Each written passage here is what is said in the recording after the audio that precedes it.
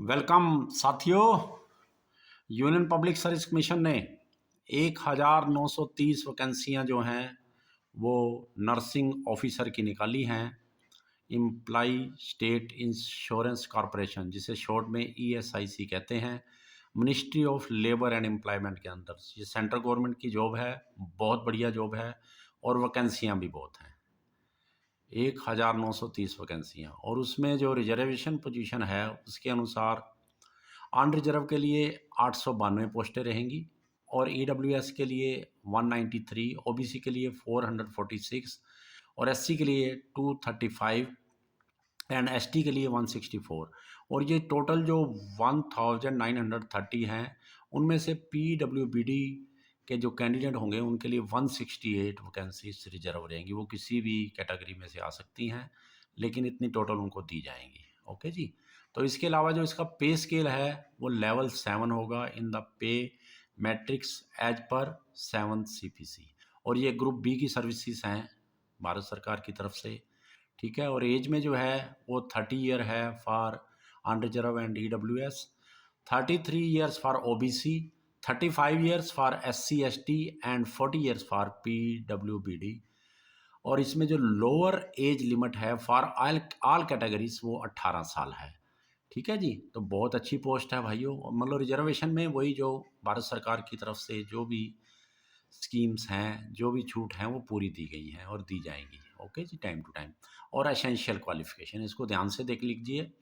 BSc honours in nursing from a recognised university और institute, और regular course in BSc nursing from a recognised university और institute, और post basic BSc nursing from a recognised university और institute, and इसके साथ क्या चाहिए, registered as a nurse और nurse and midwife, registered nurse और registered nurse and registered midwife with state nursing council. और इसके साथ में और है, जहाँ तो ऊपर वाली ये एसेंशियल क्वालिफिकेशन चाहिए या दूसरे वाली जो येलो कलर में दिखा रहे हैं, diploma in general nursing midwifery from a recognised board of council, and इसमें 3 स्टेप दिए गए हैं, registered as a nurse of nurse and midwife, registered nurse और registered nurse and registered midwife with the state nursing council. किसी भी state में हो सकती है। और इसके साथ जो है 1 ईयर एक्सपीरियंस मांगा गया है in minimum 50 bedded hospital after acquiring the educational qualification at B1 above. जो इसमें आपने B1 में diploma in general nursing midwifery from a recognise board और काउंसिल है, उसके पास आपके पास 1 साल का एक्सपीरियंस होना चाहिए, कम से कम 50 जहाँ पर बेड है मिनिमम वो हॉस्पिटल का। और इसमें ड्यूटीज आपको दी गई हैं, patients care, give expert bedside care to the patient and perform special technical duties in areas like operation theaters, intensive care units, clinical specialty, nursing, ICU, CCU, labor room, etc. Ensure proper admission, transfer and discharge of patients, observation of charges in patients' conditions, observation of changes in patient's condition, making beds daily, maintain record of temperature, pulse, BP, intake, oblique output, medicines and injection administered, insert and fix IV cannulas, give oral medicines and IV and IM injections as prescribed by doctors, draw blood from the investigations, maintain poison schedule drug registered, maintain emergency trays, sterilize instruments in working condition, teaching duties and any other duty as may be assigned by the higher officer। तो बहुत अच्छी duties हैं, जो सारी ड्यूटियां लगभग nursing की वो दी गई हैं। और आगे वो बता रहा है post is permanent, group B non ministerial.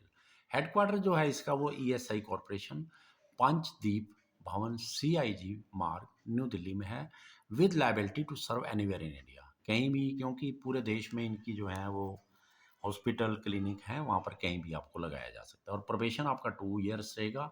और इसमें नोट उसने दिया है प्रोबेशन के साथ, mandatory induction training as prescribed and sponsored by Employee State Insurance Corporation as part of successful completion of probation.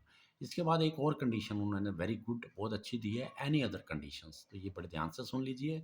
The appointment of candidate who are already in state oblique central government और in public sector undertaking service service will be made on immediate observation basis, तो बड़ी अच्छी बात है।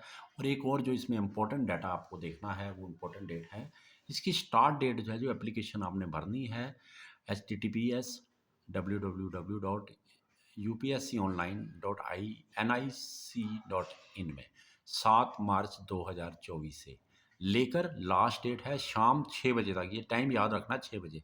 Normally कई vacancies में रात के 12 बजे या 11:59 पर होता है, बट ये 6 बजे क्लोज हो जाएगा। और 27 मार्च 2024 को, ये 21 दिन का है, 7 मार्च से लेकर 27 मार्च 2024। उसके बाद आपको एक हफ्ता मिलेगा edit correction facility for the finally submitted application form will be available from 28 March two 3 April 2024 for 7 days. इसके बाद उसने एक बहुत अच्छा पॉइंट यहाँ पे दिया है कि जो भी यहाँ पे डेट जो आपको दी है, जैसे एज की है, क्वालिफिकेशन की है, वो जो लास्ट डेट है, date for determining the eligibility of all candidates in every respect shall be prescribed closing date for submission of the online application. इसमें 27 मार्च 2024 है, उस डेट को आपकी एज और क्वालिफिकेशन जो है वो एज पर या अदर इंस्ट्रक्शन है वो पूरी होनी चाहिए। इसके बाद एक दो पॉइंट हो रहे हैं वो डिस्कस करके, और इसके लिए 25 रुपया फीस रखी गई है जनरल कैंडिडेट के लिए। SC ST और वुमेन और जो PWBD के एलिजिबल कैंडिडेट हैं उनके लिए नील है। और इसका जो टेस्ट होगा वो 7 जुलाई 2024, मीन आपके पास अपने पेपर को तैयार करने के लिए, तैयारी के लिए 4 महीने का समय है। और इसमें स्कीम जो है and syllabus for the recruitment for the post of nursing officer is as under. जो टेस्ट होगा वो 2 घंटे का होगा, और सब जो क्वेश्चन आएंगे उसमें वो उसके इक्वल मार्क्स होंगे हर क्वेश्चन के।